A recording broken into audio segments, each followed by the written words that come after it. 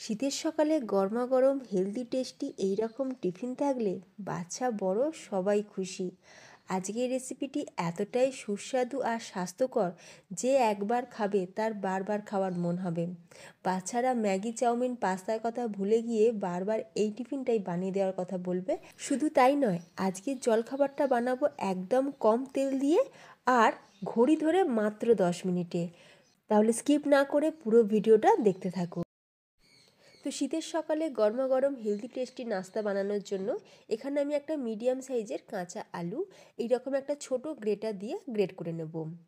আলুটাকে আমি গোটা অবস্থাতে ভালো করে ধুয়ে নিয়েছিলাম, তারপর আলুটাকে আমি গ্রেট করে নিয়েছি।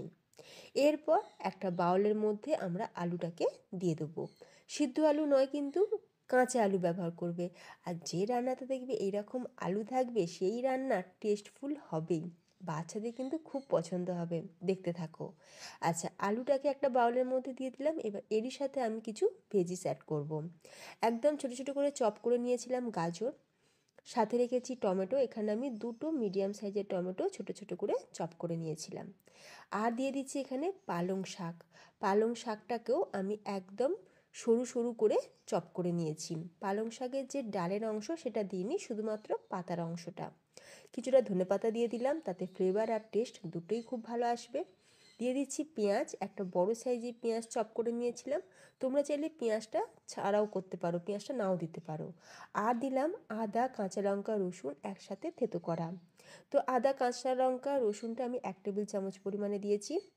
এরপর এই নাস্তার টেস্ট বাড়ানোর জন্য দিয়ে দিচ্ছি বেসন। এখানে আমি 1/2 কাপ পরিমাণে বেসন দিয়েছি। আর এরই সাথে আমি দিয়ে দেবো 1 কাপ পরিমাণে ফাইন সুজি। যে সুজি আমরা রেগুলার বাড়িতে ইউজ করি, আমি সেই সুজিটাই মিক্সিতে দিয়ে একটু চালিয়ে নিয়েছিলাম। আর সুজিটা তোমরা দেখতেই পাচ্ছ খুব সুন্দরভাবে পাউডার হয়ে গেছে। তোমরা চাইলে নর্মাল সুজি দিয়েও করতে পারো। সেক্ষেত্রে সুজিটাকে বেশ খানিকক্ষণ রেস্টিংয়ে রাখতে হবে, তবেই সুজিটা ফুলবে। তো আমি কাজটা একটু তাড়াতাড়ি করব, সেই জন্য মিক্সিতে আমি সুজিটাকে গুঁড়ো করে নিয়েছি। এরপর এর সাথে দিয়ে দিলাম স্বাদ অনুযায়ী নুন। এবার অল্প অল্প করে জল দিয়ে আমি একটা ঘন ব্যাটার রেডি করে নেব। এই শীতকালে পালং শাক খেতে কিন্তু বেশ ভালো লাগে। আর পালং শাকের যদি এই রকম একটা রেসিপি থাকে যেটাও মাত্র 10 মিনিটে তৈরি হয়ে যায়, তো এই রকম যদি রেসিপি থাকে তাহলে আর কোনো কথাই নেই, সকালে টিফিনের চিন্তা থেকে মুক্তি। এবার এই রেসিপিটার টেস্ট বাড়ানোর জন্য আমি এখানে একটা তড়কা বোলের মধ্যে দিয়ে দিলাম বড় চামচের 1 চামচ সাদা তেল, সাথে দিয়ে দিচ্ছি 1/2 চা চামচ গোটা জিরে, 1/2 চা চামচ কালো সর্ষে আর কয়েকটা কারি পাতা। এতে করে এই নাস্তার টেস্ট আরও বেড়ে যাবে। এই রকম একটা তড়কা লাগালে নাস্তার মধ্যে 4 চাঁদ এসে যাবে। তো এবার গ্যাসের ফ্লেমটাকে অফ করে দিলাম। এই তড়কাটা আমরা ঢেলে দেবো সুজির ব্যাটারে। এরপর দিয়ে দিচ্ছি এখানে আমি 1/2 পাতিলেবুর রস। এরপর আবারও একবার খুব ভালো করে আমরা এটাকে মিক্স করে নেব। সুপার টেস্টি হেলদি একটা নাস্তা। আর এইভাবে নাস্তা বানিয়ে দিলে বাচ্চারা দেখবে রোজ স্কুলে যেতে চাইবে। এবার আমরা 10 মিনিট এটাকে চাপা দিয়ে রেখে দেবো। 10 মিনিট পর তোমাদের দেখাচ্ছি। দেখো ফ্রেন্ড, সুজিটা কিন্তু বেশ অনেকটা ফুলে গেছে, যার ফলে ব্যাটারটা বেশ ঘন হয়ে গেছে। তো কি করব, আমি এখানে আরও কিছুটা পরিমাণে একটু জল দিয়ে দিলাম। মানে মোটামুটি এখানে আমি আরও 1/4 কাপ পরিমাণে জল অ্যাড করলাম, দিয়ে আরও একবার ভালো করে মিক্স করে নিয়েছি।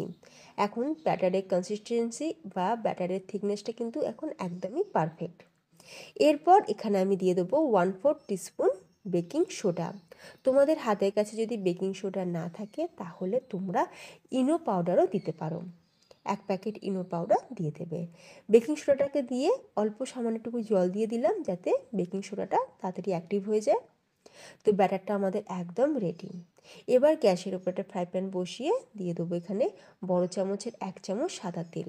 তেলটা ফ্রাই প্যানের চারিদিকে খুব ভালো করে একবার ঘুরিয়ে নিলাম, আর চারিদিকটায় এরকম অল্প সামান্য একটু কালো জিরে ছড়িয়ে দিলাম। যদি তোমাদের হাতের কাছে তিল থাকে তাহলে তোমরা সেই তিলও এই দিকটা ছড়িয়ে দিতে পারো। দেখতে যেমন সুন্দর লাগবে তেমনি টেস্টও হবে। তো আমার কাছে আজকে তিলটা ছিল না, আমি কালো জিরে এইভাবে ছড়িয়ে দিয়ে তারপরে এই ব্যাটারটাকে আমরা দিয়ে দিলাম।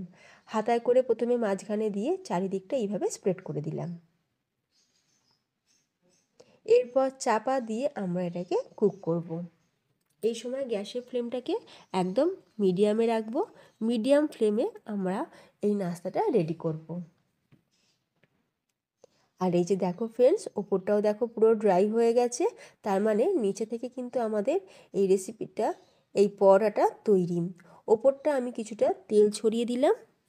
এরপর আমরা এটাকে উল্টে দেবো। আর এই যে দেখো ফ্রেন্ডস, কত সুন্দর, দেখো ইজিলি কিন্তু প্যান ছেড়ে দিয়েছে। পরোটাকে আমরা উল্টে দিলাম।